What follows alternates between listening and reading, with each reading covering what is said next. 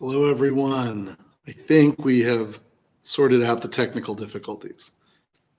I'm looking for the day that I don't have to start out by saying that. But in the meantime, I want to speak about prayer. And I want to speak about prayer because I think that prayer is something that we really need right now. We are living in a time of tremendous uncertainty, tremendous fear, and tremendous anxiety.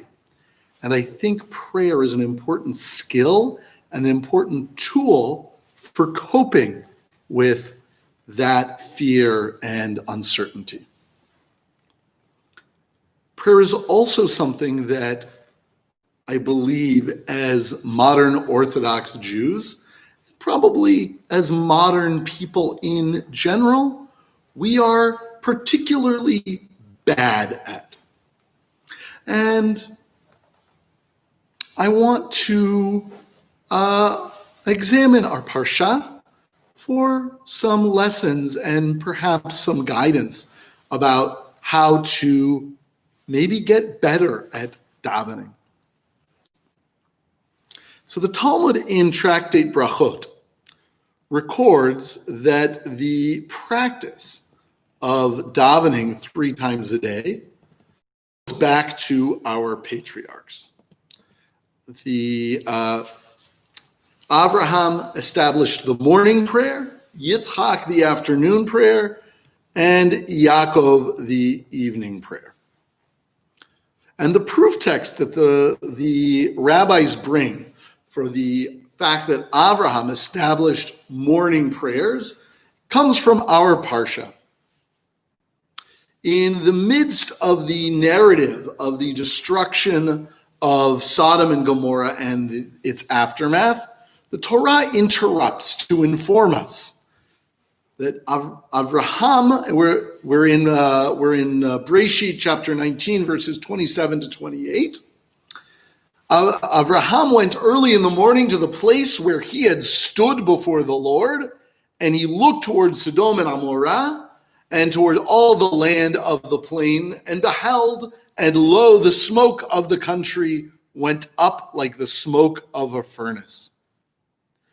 So in the midst of describing the destruction of Sodom and Amorah, the Torah mentions, by the way, while all of this was going on, Avraham was standing. He woke up early in the morning to go stand in the place where he stood before the Lord, and he saw the destruction that was happening. Smoke like the smoke from a furnace. And the Talmud explains that in this verse, when it says that Avraham went to the place early in the morning where he had stood before God, standing refers to prayer. What is it to stand before God other than to pray? And from this we can learn that Avraham was in the habit of going early in the morning, stand before God in prayer. However, I think there's more to be learned from this example than simply a time of day for prayer. The context here is so rich.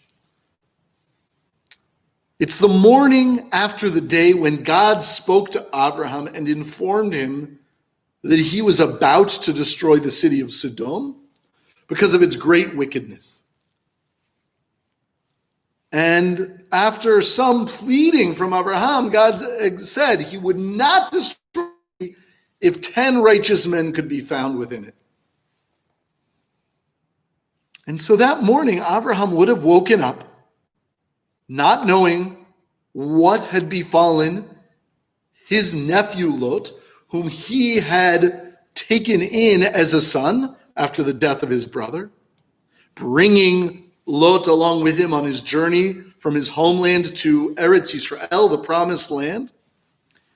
And Avraham must have been consumed by the question of what had happened to Lot. Was Lot alive or dead? For that matter, since the destruction of Sodom hinged on the absence of a sufficient number of righteous people within the city, Avraham must have been wondering, was Lot and his family part of a group of righteous people within the wicked city? Or had Lot too succumbed to the wickedness of the city where he had chosen to dwell? In that state of anxiety over the well-being of his nephew, body and soul, Avraham went and stood before God. There's so much we can learn here about the practice of daily prayer. Because that morning, Avraham would have been full of urgency, an urgent desire to know if everything was okay, what had befallen Lot. And from this, we can learn that our own prayers need to be full of that sense of urgency. This example wasn't chosen arbitrarily to teach us that Avraham got up early in the morning to pray. We could have learned from any day in Abraham's life. If Avraham established the morning prayers, any day of his life, the Torah could have told us he got up and went to the place where he stood before God. But it told us that this morning to tell us our daily morning prayers, even if we do it every single day, we should be doing it with that sense of urgency that Avraham would have had on the day he went, not knowing what had happened to his nephew, wondering and worrying. Was his nephew's city destroyed? Was his nephew destroyed along with it?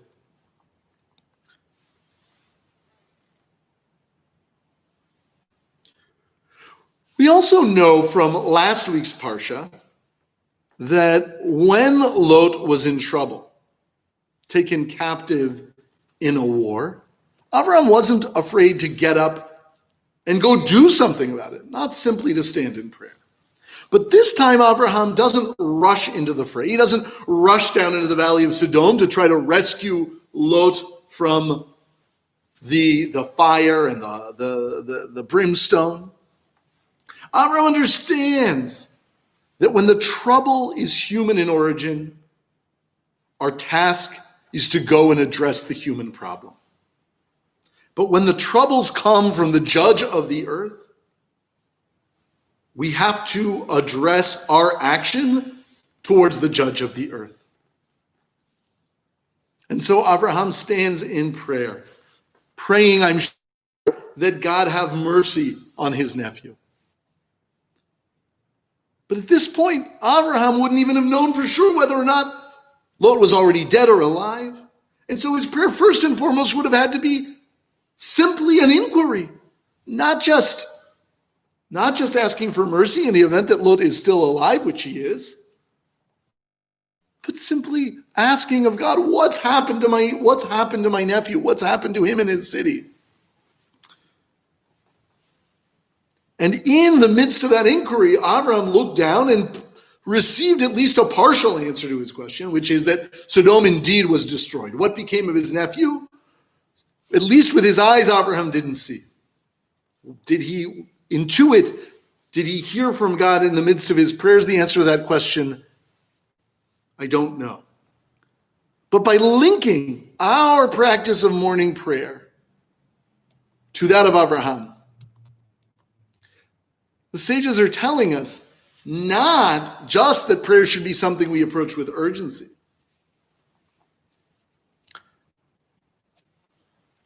but that our prayer should be an inquiry, or can be an inquiry. Now, Avraham went to pray in a state of concern for the fate of Lot and Sodom, and he was able to see and get some partial answer to what had happened. And so we can learn from this that our prayers are not just meant to be about reciting a laundry list of our needs, our desires, our hopes, our fears. But our prayer can be an investigation. And if we approach it right, we may actually receive the answers to our questions. We're going to learn from Yitzchak that prayer can be described as sicha, a conversation. And a good conversation isn't just one person speaking and the other party listening. To be a good conversationalist, we need to be as good at listening as we are at talking.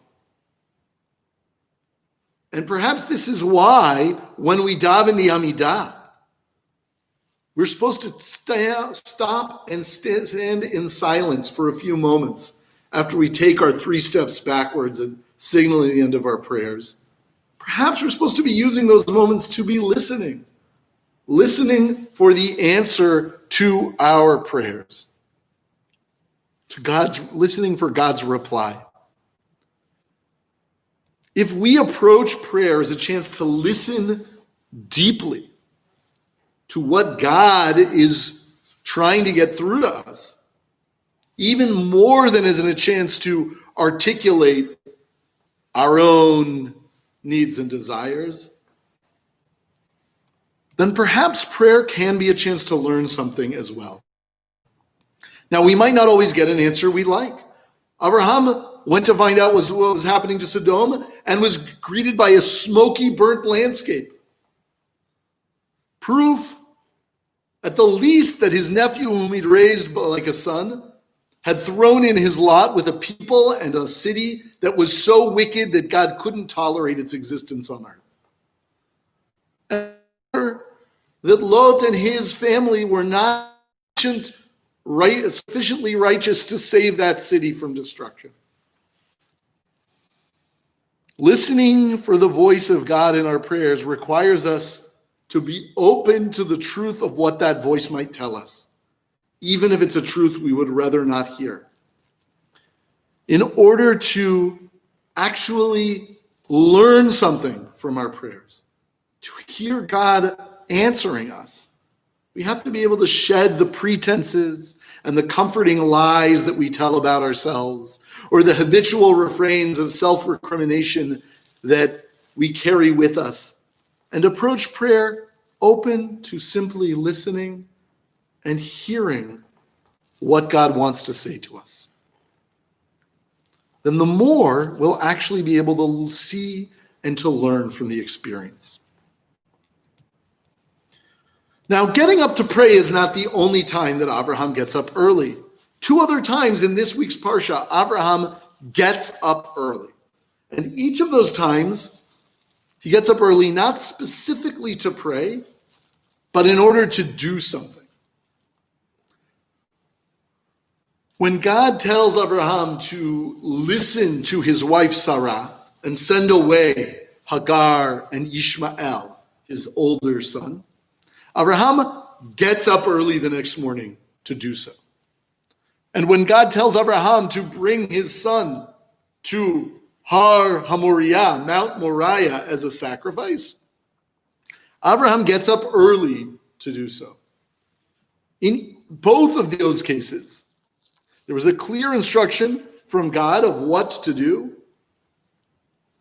It was something Avraham clearly did not want to do, and nonetheless he got up early, wasting no time in carrying out God's command. In our case, there was clear instruction about what Avraham should be doing. And perhaps that's why Avraham prayed, because he felt a powerful need to do something to help the situation, but just didn't know what that should be. And so he prayed. Prayer is both what we do when we don't know what else we can do, and also a chance to practice getting up early and being alacritous to stand before God and serve God. Perhaps the reason that Avraham was able to rise to the challenges God set him of sending away Ishmael and bringing Yitzchak, a practice of regular, sincere, urgent, heartfelt prayer and introspection, is not just something we do when we don't know what else to do. It's a preparing something when the time will come that we do know what to do.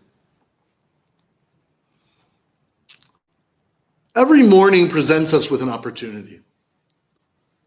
The Shulchan Aruch opens with the halacha, the very first halacha law, that a person should wake up in the morning, get up like a lion, roaring to do God's will. Some of us wake up like a lion, roaring to go check our smartphones and read the latest news or social media posts.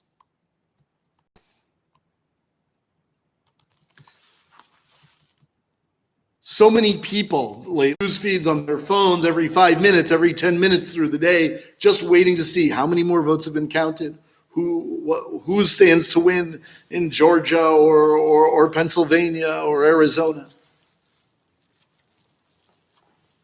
And ways that impulse to check our phone comes from the same desire to learn what judgment has been handed down that motivated Avraham that morning that he got up early to go stand in prayer.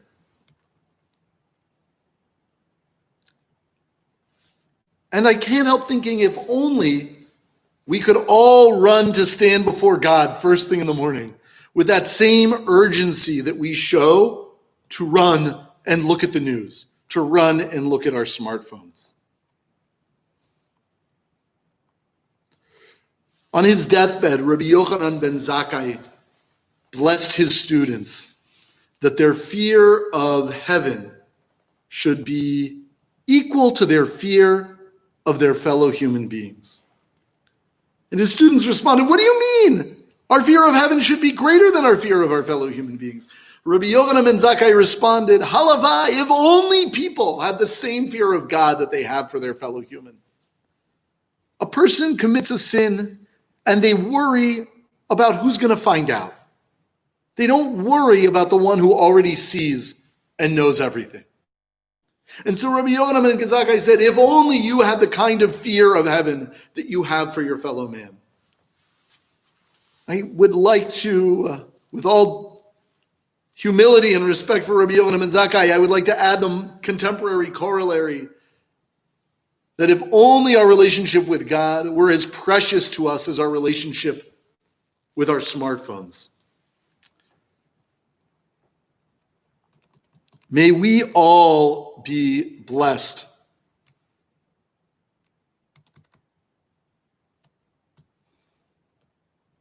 to find within ourselves that eagerness, that enthusiasm to pray and to serve God that we have for checking our email, for checking the news.